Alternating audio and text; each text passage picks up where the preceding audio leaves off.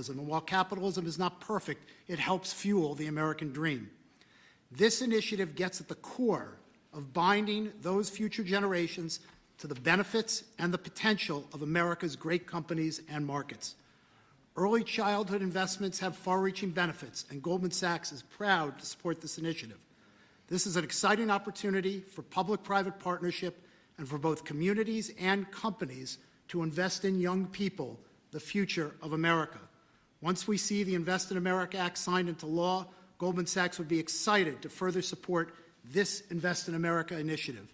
We believe passionately in our capital markets. They are an enormous competitive strength for the United States, and we know that our economy's future vitality is dependent on young people understanding the power of investing for the long term and sharing in the benefits of ideas that bring value to the lives of people around the world. Thank you, Mr. President, for helping drive this forward, and I look forward to continued partnership on this effort. Thank you very much, David. Dara, please. Thank you. Good afternoon, everyone. Thank you, Mr. President, for hosting us here today. It's an incredible honor to be here in a place that symbolizes the very opportunity that has defined my life. Thank you, Brad. Thank you, Michael, for your vision. We all strive to build something that lasts, and the Invest in America Act is a legacy that is going to last for generations. President Trump, thank you for your leadership. Your support is going to turn this powerful idea into a powerful reality for millions of young Americans. Now, I was 9 years old when I came to this country. My family arrived in America having fled the Iranian Revolution. We had lost everything that we had built. But we gained something far more valuable here. We gained a chance to rebuild again. We had a close-knit family, we had access to world-class education, and we had the one thing that fuels every American dream, and that's hope. So what if we could bottle up that hope? What if we could give that same power of hope, real, tangible hope, that comes from having a stake in your own future and a stake in the best companies in the world, to every single child that's born in this country?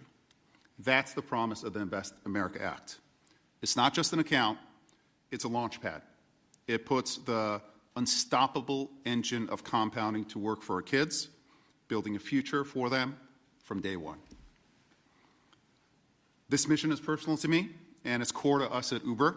Every day we see people using our platform to create opportunities for themselves, to save for a home, to pay for tuition, to build their own American dream one trip at a time. And that's why Uber is so proud to support this bill, which also includes benefits for millions of Uber drivers and couriers in the form of no tax on tips. Mr. President, our earners are grateful for your support. Thank you very much. Right? What a great job. You know, when you think we're doing a lot of work on Iran right now, and yes.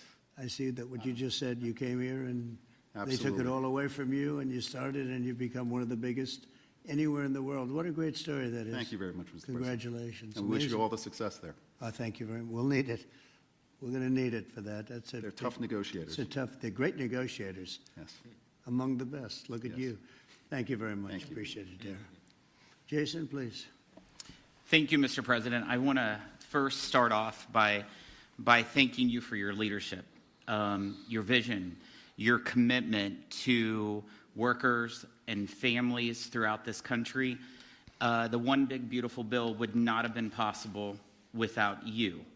And it delivers the largest tax cut in U.S. history, the largest mandatory spending cuts in U.S. history, the most significant welfare reforms in U.S. history, and the largest one-time investment in border security.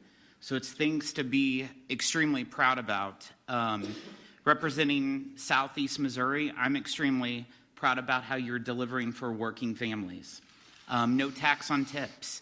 A waitress like the waitress in Nevada that talked to you about no tax on tips, and the other 4 million tipped employees in the country, they will see an extra $1,700 in their paycheck because of the no tax on tips. That's significant for someone who's just trying to put food on their table and clothes on their backs. The linemen working overtime to restore power will get an additional $1,750 into their paycheck. Seniors will get $72 billion in tax cuts. The Trump investment accounts will be a game changer for new parents, even before their newborn baby can walk or talk. Their child will have money saved to one day learn a trade, start a business, or to buy a home. Every child born under this policy will have a better shot at a future. It does not matter if they live on a city block or on a county road. This will make a significant difference to their lives, and it's because of your leadership, Mr. President, and we say thank you. Well, thank you very much, Jason, and hopefully we're going to get that through, and we have a certain date picked out, an ideal date. If it takes a little longer, that's okay, but ideally we're going to get by a certain date. And again, I think it's one of the most important pieces of legislation we've ever had before us and that the country's ever had. I'd like to ask, if I might, Brad Gerstner, one of the most successful people in our country. I'm a friend of Michael very much, and Michael has great respect. And if you don't mind, Brad, I'd like to say a few words, please. Thank you. Well, first, it's a great honor and privilege to be here. We wouldn't be here without your leadership. And for me personally, to be here with my son, Lincoln Gerstner, happens to be named after the gentleman over your right shoulder. Where's Lincoln? Well, he's good looking. He's much better looking than you. What happened? Hey, we all want our kids to be better than ourselves. But it was around our small kitchen table that this idea was really born. I started off like Jason Smith in a small rural town in Indiana. My dad had lost everything in 1978 trying to start an auto parts company, and the Japanese were tearing apart our auto industry. We had double-digit interest rates and inflation. Our family mortgaged the house to keep the company going and ultimately lost everything. So I know a little something about starting with nothing. And I know what it felt like that first time you had a little skin in the game, where you thought you had a shot. You went from nothing to something. And like Dara said, that is the great story of America. The promise that there's mobility, the promise we can move up that ladder. But today, we've moved to a society of dependency, right? I saw somebody answer the White House's tweet on this today by saying the answer to socialism is more capitalism. This is more capitalism. This is aligning every child in America with the upside of free markets and the benefits. And that is your Main Street agenda, Mr. President. No tax on tips, that doesn't help rich folks. That helps the people who feel left out and left behind. No tax on overtime, no tax or deduction on Social Security, and the Trump accounts, right, that everybody in this room are here and we've been working so hard on, but would never come to fruition without your leadership. Those will change the game forever. It makes America an ownership society again, because all of those kids will see the benefit of compounding. If you start with $1,000 and $750 is added a year by parents, grandparents, by churches, by the companies in this room who will all contribute to the accounts of the kids of their employees, by the great philanthropists in America. I think $750 is a low estimate per year. I think so. But if you do that, by age 18, Mr. President, these are worth $50,000. By age 30, they're worth $175,000. And if you do it every year of your life, at age 50, they're worth $1 million. You are giving the shot for every American to feel like they're in the game again, part of America with that economic mobility, that dream that led Michael Dell to start Dell Computer in his dorm room, Dara to feel like he had a shot after coming here from Iran, and a couple poor kids from Missouri and Indiana to make it to where we are today. So thank you for your leadership.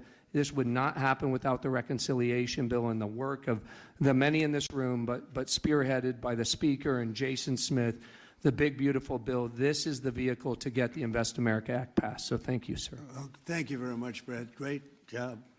And nobody knew I was going to call you he might have done the best job of the group. Got to think about that, Mike. Good recommendation, Michael.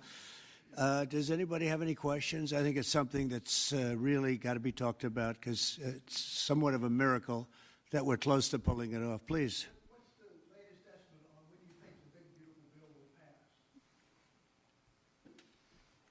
pass? We put Independence Day as a self-imposed deadline, and we certainly hope, I believe, we can still meet that. It's up to the Senate. The bill's in the Senate's hands now, but I spoke with Leader Thune as recently as last night. He's feeling very optimistic. You see the Senate going through the same deliberations we went through in the House, except we had 14 months to do it. They've got a truncated time period to get that done, but as you all know, I've encouraged my dear friends and colleagues over there, don't modify it too much because we've got a very delicate balance that we reached, and it took us a long time to get there.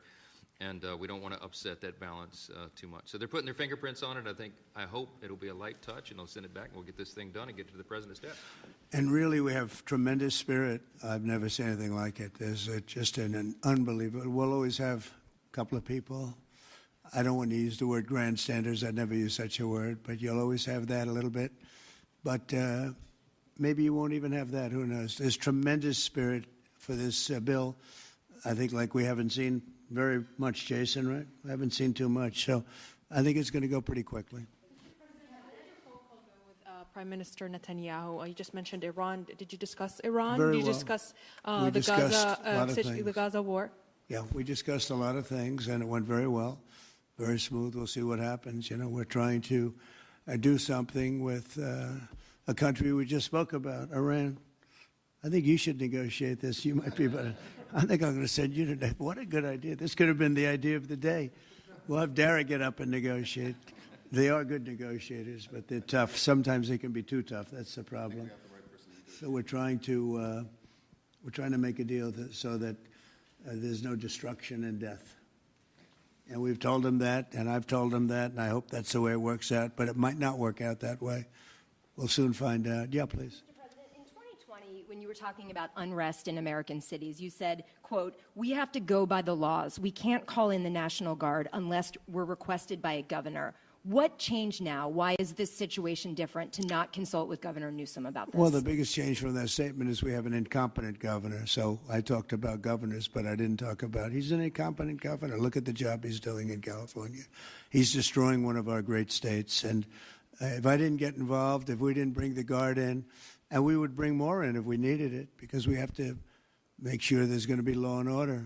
You had a disaster happening, and they now admit it was a disaster. I watched the chief yesterday, who's a good man, by the way, and he said, "Wow, we're lucky we did this because they were overwhelmed. You saw what was happening." So we did the right thing. Everybody agrees to that. But you have a governor who let the city burn down, didn't want water to be sent down to him. And I sent billions of gallons of water. I wanted to do it in the first term. He wouldn't do it over, I don't know, they have environmental reasons, but there were no environmental reasons. I think it's just a political philosophy. But it's lucky for the people in Los Angeles and in California that we did what we did. We got it just in time. It's still simmering a little bit, but not very much. Yeah, please. And what crime has he committed that would warrant his arrest? What crime has Governor Newsom committed? A crime has he committed? Yeah, to warrant his arrest, as you I think his suggested earlier. primary crime is running for governor because he's done such a bad job. What he's done to that state is like what Biden did to this country. And that's pretty bad. It's the wrong philosophy. Thousands, hundreds of thousands of illegal immigrants, many of them prisoners. They're taking up your health care. They're taking up your space in schools. They're taking up your hospital. And in many cases, they're criminals. And we have to do something about it. And we're doing something about it. I want to thank the incredible patriots of ICE and Tom Homan, who has been incredible, and Kristi Noem, likewise incredible. The job they're doing. And it's like an unforced error. There was no reason for this. 21 million people were allowed into our country, and many of those people were criminals. And it's a shame. It's a shame. But we're getting them out. And I will say, I think it's a 95-5 issue, just like so many other issues, 95-5. And the Democrats lost an election in a landslide because they're on the wrong side of the issues. I mean, it's not even conceivable that somebody would do the kind of things that he did. And then, you talk about projects. They want to build a train going from San Francisco to L.A., and it's costing hundreds of billions of dollars more than they thought it was going to cost. It's not even believable. To Brad and to people sitting here, would you believe that a train, it was going to cost X dollars and it might be 100 times X? Would have paid for this for about 50 million American children. You're right. 50 million American children instead of a 3-mile train track that never got built. We could have put Lincoln in charge with no experience. He would have done a good job. I guarantee you that. All right, please, Peter. Mr. President, have you gotten an update from your negotiating? Thank you, President Trump. So it seems like Gavin Newsom likes the attention that he's getting right now from I do. you. Yeah, I think it seems like he does.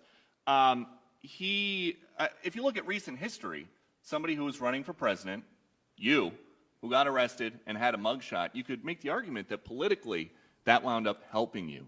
Are you worried at all at this moment that talking about him getting arrested could be helpful to his political prospects? Because a lot of people think he wants to be sitting right where you are. Well, in my case, it was a witch hunt, and everybody knew it. And I was able to explain that during the process. Otherwise, I wouldn't be sitting here right now. And it was a total witch hunt. It's proven to be a witch hunt, and you see what's happened. In his case, it really is very obvious. You look at what's happened between the fires, I could name 10 things right now. We talk about the trains. We talk about all of the costs in California. You talk about all of the people that are flowing in, destroying life for everyone else. So no, I don't think it's going to help him. I think it's actually very bad for him. And right around the time that we were walking in here, the governor and the state attorney general said that they're going to sue you for sending the National Guard in. They're saying there's no invasion, there's no rebellion. The president is trying to manufacture chaos and crisis on the ground for his own political ends. Federalizing the California National Guard is an abuse of the president's authority under law. Well, it's interesting. You watched the same clips as I did. Cars burning all over the place, people rioting. And by the way, we stopped it. We were able to make it much better, but it still looked pretty bad. And in watching clips last night, people were saying this is really a big problem. And until we went in, if we didn't do the job, that place would be burning down just like the houses burned down. They were in big trouble last night, Peter. You know it. And the night before, and the night before that. And I feel we had no choice. I don't want to see happen what happened so many times in this country. I watched Minneapolis burn. Look at what happened in so many different parts of California. You take a look at what happened in San Diego. There's so many different places where we let it burn. We want to be politically correct. We wanted to be nice. We want to be nice to the criminal. And what you're doing is destroying the fabric of our life in this country. No, we did the right thing. We've been given credit by people that I would least suspect. Why I would say that some of the people that came in and said, thank goodness, they said, some of them, thank God that Trump got involved. And I'm very happy I got involved. And I think Gavin, in his own way, is probably happy I got involved. Yeah, go ahead, Peter. What do you make of the fact that he says, you want a civil war on the streets of America? No, that's just the opposite. I don't want a civil war. Civil war would happen if you left it to people like him. And I liked him. I always got along with him. Never had a problem with him. But he's grossly incompetent. Okay. In London, have you gotten an update from your team in London negotiating? What? Louder. Have you gotten an update from your team in London negotiating the China trade talks? We are doing well with China. China's not easy, just like your home country is not easy there. I think we're doing very well. They're over there now. I'm only getting good reports. It's a little early, but they'll be calling in soon. In fact, probably when I get back, I'll have my first call from them. We want to open up China. And if we don't open up China, maybe we won't do anything. But we want to open up China. It'll be a great thing for China, a great thing for the rest of the world. Are you willing to lift export controls when it comes to China? Did you give your negotiators any sort of limitation? We're going to see. Look, China has been ripping off the United States for many years. Nobody charged them 10 cents. No president had the courage to charge China for whatever reason. They didn't want to do it. I took in hundreds of billions of dollars. I put on tariffs on China when I got in first term, and we took in hundreds of billions of dollars. And then I did it again, but I did it for a lot of others. If you look at the stats, the deficit last month was cut in half. Everybody was shocked. I wasn't shocked. I think a lot of the people at this table weren't, because they saw the billions of dollars that were pouring in, and the tariffs hadn't even started yet, just about. They were in cars. They were in some countries at a very minor level.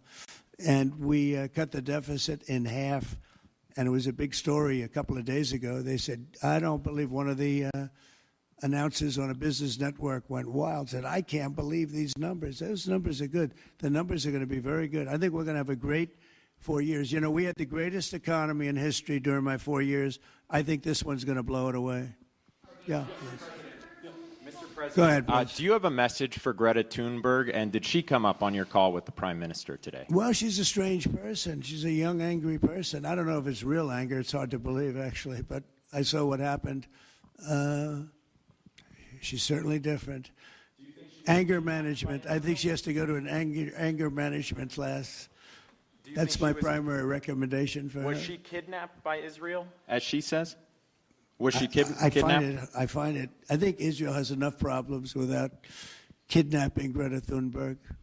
And secondly, are you going to Is that what she said? She was kidnapped by Israel? Yes, sir. Are you going to get rid of the Tesla and the Starlink service that you have here at the White House? No, I haven't heard that. I mean, I may move the Tesla around a little bit, but I don't think we'll be doing that with Starlink. It's a good service. Where are you going to move it to? Move it around. What do you mean? I have a lot of locations. Actually, about the Tesla. I got so many locations that I don't know what to do with them all. About the Tesla, did you ever see Elon Musk get physical with the Treasury Secretary? No, I didn't. And I tried to They ask... did have an argument, but I didn't see. I didn't see a lot of physicality there. And there was this New York Times report that he did not want to talk about, Elon Musk, that alleged that he, towards the end of his time in the White House, was blurring the lines between recreational use of drugs and medicinal. Do you think he ever had drugs here at the White House? I really don't know. I don't think so. I hope not. Look, I wish him well. You understand. We had a good relationship, and I just wish him well. Very well, actually. Yeah.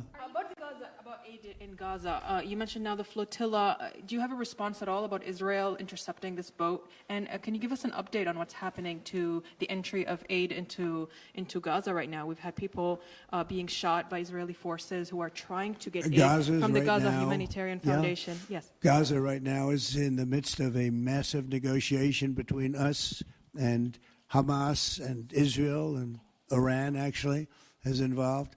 And we'll see what's going to happen with Gaza. We want to get the hostages back. That's all I can tell you. Yeah, please, in the back. I can go back to California briefly. You had said yesterday when asked by reporters that it was not an insurrection taking place, but then on True Social a bit later, you'd said they were insurrectionists. After what you've seen You're now, talking about in L.A.? Yes, sir, in L.A.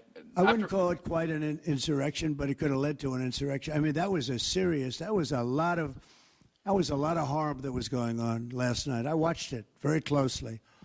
And it was amazing that the job that the National Guard did. And by the way, the police were working very hard also. But, you know, the police are given instructions to be politically correct. I said, no, you don't have to be politically correct. You have to do the job. And on Elon Musk, do you plan to speak to him on the phone anytime soon? I know some. Which one? On Elon Musk, do you plan to speak to him on the phone anytime soon? I haven't really thought about it, actually. I would imagine he wants to speak to me. I would think that. If I were him, I'd want to speak to me. And maybe he's already called. You'd have to ask him whether or not he's already called. But I'd have no problem with it. If he calls you, pick up and speak to him? Well, I don't want to say that, but I would imagine he'd want to talk to me. Mr. President, you were supposed to get a counter. Yeah, please. You were supposed to get a counter proposal from Iran today. Have you gotten that proposal? And what is the main impediment? We have a meeting with Iran on Thursday, so we're going to wait till Thursday. And what's the main impediment to getting a deal? Well, they're just asking for things that you can't do. They don't want to give up what they have to give up. You know what that is. They seek enrichment. We can't have enrichment. We want just the opposite. And so far, they're not there. I hate to say that because the alternative is a very, very dire one, but they're not there. They have given us their thoughts on the deal, and I said, it's just not acceptable. Was this the main topic for Prime Minister Netanyahu today when you spoke? I would say, yeah. I don't know what else. I can talk about the weather. Well, you can talk about Lebanon. Pretty much, that's the main topic. Lebanon is the ceasefire. We talked in about Lebanon also. Yeah, we did. What about Lebanon, sir? Well, Lebanon's working very hard. They have a great new ambassador that I put there. Man, I know very well. He's very smart. I didn't even know he was Lebanese. And I said, why would you want Lebanon? He said, I was born there. I love it. I love the people. I said, it's very dangerous going to Lebanon. There are some ambassadorships that are wonderful. There are some that are dangerous. I said, Michel, his name is. It's a he, Michel, very elegant man. And I said, why would you want this? And he said, because I love my country and I love those people. I said, it's very dangerous. He goes, I don't care. This is not a man that lived on danger. He's a very successful man from here. And he wanted to be the ambassador despite probably a very dangerous situation he's going into. You see what's going on. But I had great respect for that. He loves that country. He loves it. He was born there. He loves the country. Yeah. Mr. President, you've got a big, beautiful parade coming up on Saturday. We do. What's your biggest expectations for that? And I've got a second question in regards to Gavin Newsom. Go ahead and talk about the big, beautiful parade.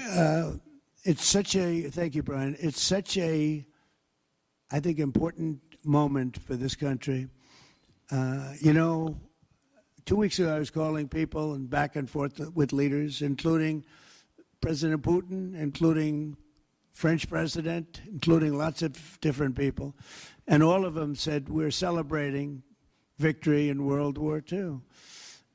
And I said, wow, isn't that amazing? We're the only one that wasn't celebrating, and we're the one that won the war.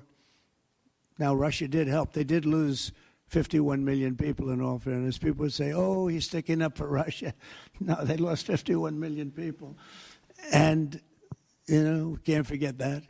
But France was celebrating. And, as you know, Hitler made a speech at the Eiffel Tower.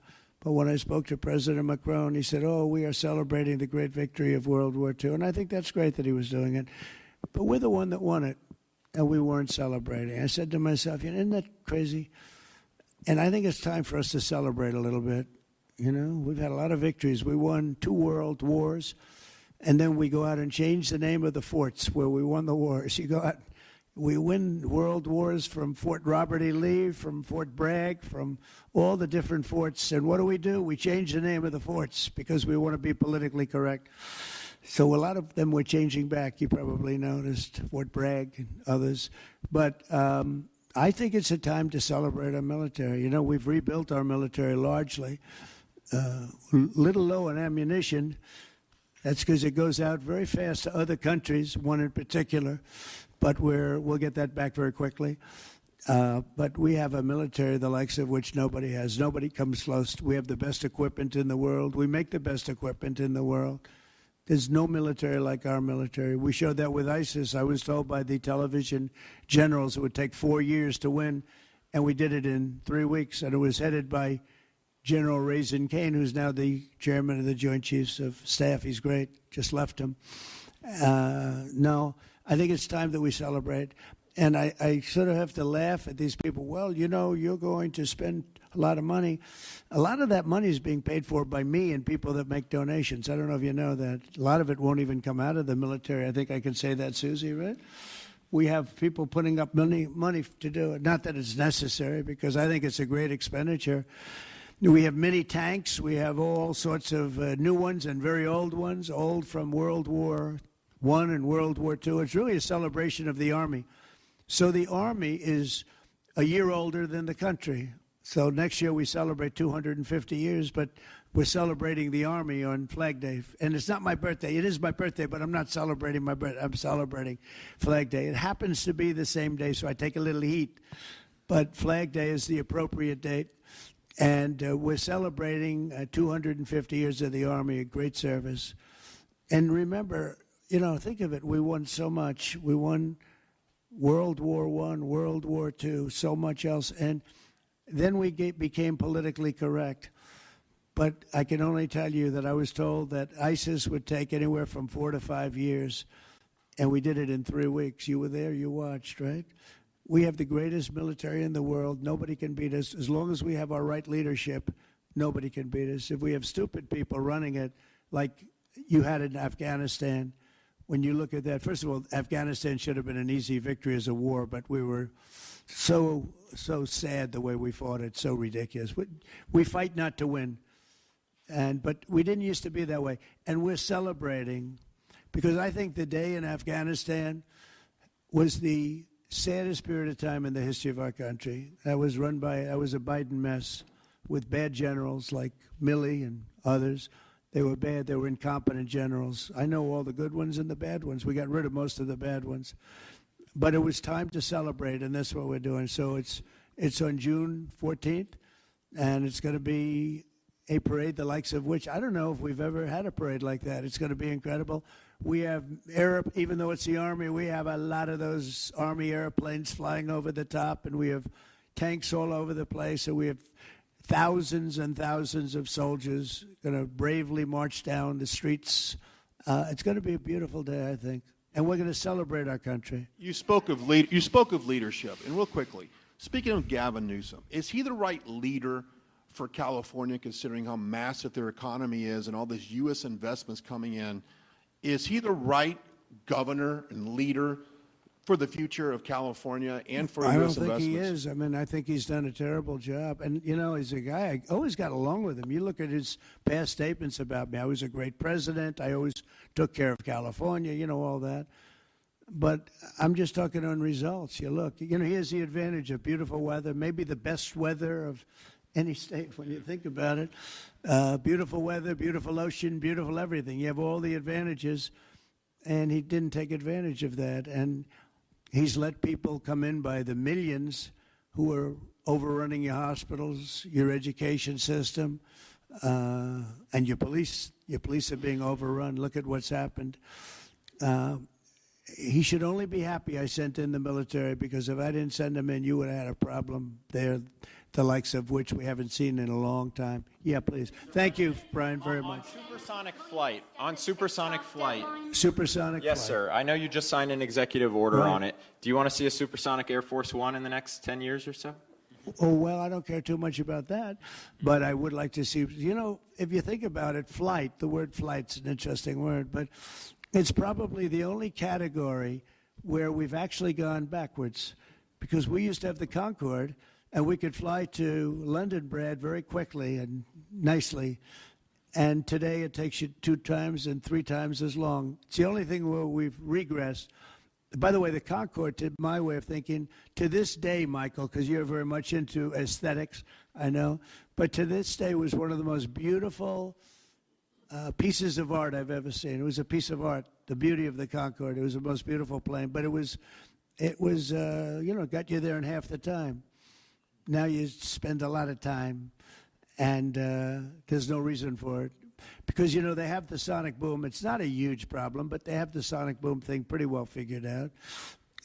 The technology changes, the change in the skin, the change in weight, all of the other things. There's no reason why we shouldn't do great. So we are making it possible for them to do supersonic and get us back on the track. I mean, think of it, 30 years ago, we actually had planes that flew much faster than we do now.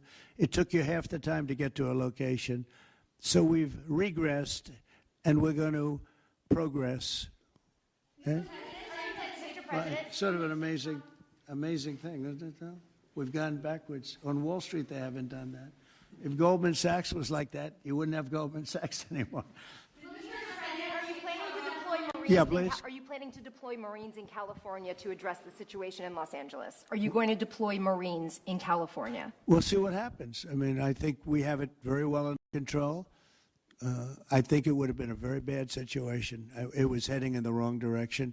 It's now heading in the right direction. And we hope to have the support of Gavin, because Gavin's the big beneficiary as we straighten out his problems. I mean, his state is a mess. And I'd like to get somebody involved in the rail, because, look, personally, it should have never been built.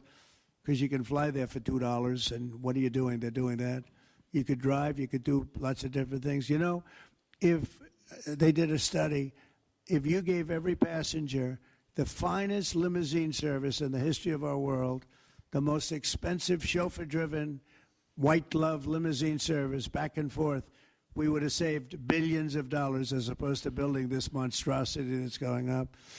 And I've never seen anything. You know, I've seen cost overruns. I'm a person, I've always done well on cost overruns. I don't have them. But I will tell you, I have never seen cost overruns. You see them where they're 20% more, 50%, 100% more. These are thousands of percent. Nobody even knows. They have no idea. And it was supposed to be from San Francisco to Los Angeles. Well, they just made it way outside of Los Angeles, where it's stopping in the middle of, I don't want to say nowhere because I happen to like one of those little cities very much, but it's way short of the destination. And our government is saying, you know, why are we involved in this thing? It's been handled so badly. Before him, but he really blew it. So, you know, all right, one more question. Speak to any of the discussions that were had there and the purpose of that retreat, your time at Camp David. On a what? Your time at Camp David. Can you speak to what discussions were had there and the purpose of that retreat? Well, I don't want to speak to discussions. I mean, I told you what we were there for a little bit. We had discussions on many topics. We had a group of people, a large group of people, including generals and admirals and lots of others. And all I can say is our country's in great shape. We're in great shape economically. The bill that Mike and Jason and all the people are working on is going to be, I think, amazing. I think it's going to be one of the most important pieces of legislation we've ever had in this country. It's going to do things that you wouldn't believe. We're going to, you know, I have a very simple phrase. We ran an election on very simple words: make America great again. That's what we're doing. We're making it great. We're making it safe. We're making it beautiful. And we're making it very wealthy again. You know, wealth is okay. You need wealth to take care of lots of other people. We have to make our country better. It has to heal from 4 years of abuse. Our country was abused badly by a very incompetent person and a group of people that weren't incompetent, but they were radical left lunatics. And they ran the country with an auto pen. And I hope that law enforcement's looking at that very seriously. That's like a takeover of our country in a certain way, because this guy had no idea what he was doing. You saw that during the debate. You saw that in other cases. I mean, he had no idea. I saw it years ago. By the way, 40 years ago, he had no. He was bad 40 years ago. We're not just talking about. And they always like to say age, but it's not age. I know people 88, 89, 92. Bernie Marcus, who just passed away, was 95. I spoke to him a year before. He was 100%. It's not age. It's something else. But whatever it is, you can't have that in this country. The damage he's done to this country is unbelievable. But the good news is we've got much of it fixed already, and the rest of it will happen. Thank you all very much. Thank you. Thanks, guys. Let's go back out this way.